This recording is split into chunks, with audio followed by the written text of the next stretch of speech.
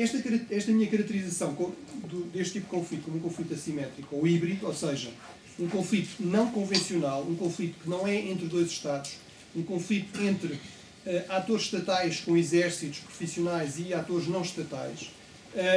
levanta uma série de questões específicas que tornam difícil a sua análise, mas não a tornam impossível.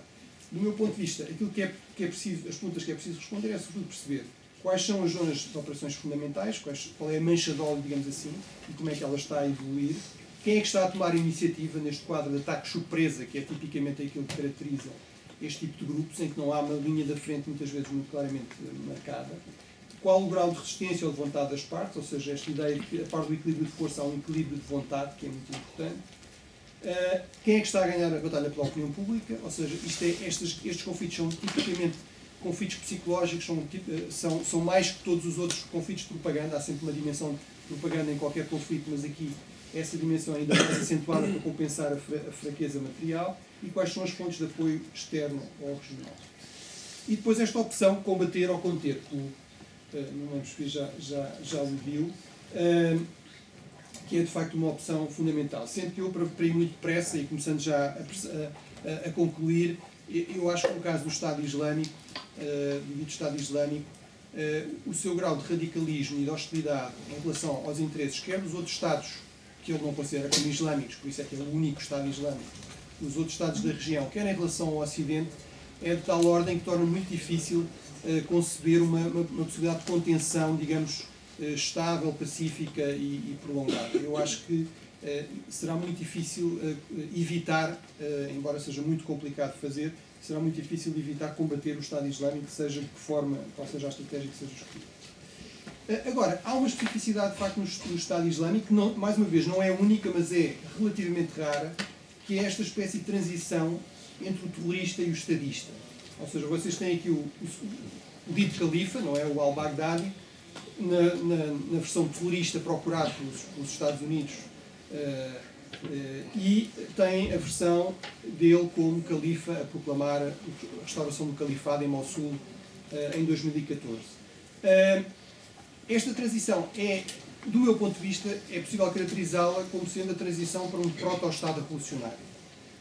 Se quiserem exemplos disso, temos a Indochina, por exemplo, com Ho Chi Minh, temos a China com Mao Zedong, ou temos os bolcheviques, por exemplo, as origens da futura União Soviética, da Rússia comunista, em 1917. Alguns destes grupos começaram por ser grupos terroristas, depois tornaram-se Estados, por via da guerrilha. Outros grupos adotaram a violência política depois de perderem o poder, por exemplo, os jacobinos, mas este tipo de transição não é impossível, é bastante difícil, é bastante demorada e geralmente significa de facto um grau muito grande de violência, quer na região, quer a nível global. E portanto aqui temos a estrutura de formação do Daesh. Aquilo, do meu ponto de vista, e de concluir apenas com este aspecto, aquilo do meu ponto de vista torna mais difícil de facto contrariar, ou conter, pensar numa contenção, num simples processo de defesa sem intervenção em relação ao dito Estado Islâmico, é que de facto ele segue uma estratégia híbrida, ou seja, ele, mesmo na própria Síria e no Iraque, não combate apenas de uma forma convencional. Continuam a utilizar atentados bombistas, continuam a utilizar ataques suicidas. Por exemplo, a forma como ocupou Mossul não foi uma operação convencional, foi uma operação de infiltração, de decapitação, e depois então é que as forças entram em Mossul quando as forças inimigas já estavam completamente, digamos, desbaratadas e apavoradas. E uma outra dimensão disso é este recrutamento de pessoas no estrangeiro, quer para combaterem no Iraque e na Síria, quer para produzirem atentados fora do Iraque e da Síria. E, portanto, a par desta ideia das afiliações, não é? dos grupos que passam a declarar a sua obediência ao califado. E, portanto, esses grupos passam também a emular o grau de violência, o grau de hostilidade ao Ocidente, o tipo de métodos que o Estado Islâmico propõe. Ainda recentemente, por exemplo, houve um ótimo comentário sobre isso em relação ao Estado Islâmico no Iraque, no Afeganistão, consegue este feito extraordinário, que é ser ainda mais violento, ainda mais repressivo do que os próprios talibã, e em que eles têm acesso, através da Deep Web, a vídeos de instruções do Estado Islâmico no Iraque, a dizer como é que que tipo de instrução é que devem dar às crianças. E há imagens de crianças de 10, 12 anos a serem instruídos sobre a utilização de armas, sobre a utilização de... e obviamente a serem doutrinados neste tipo de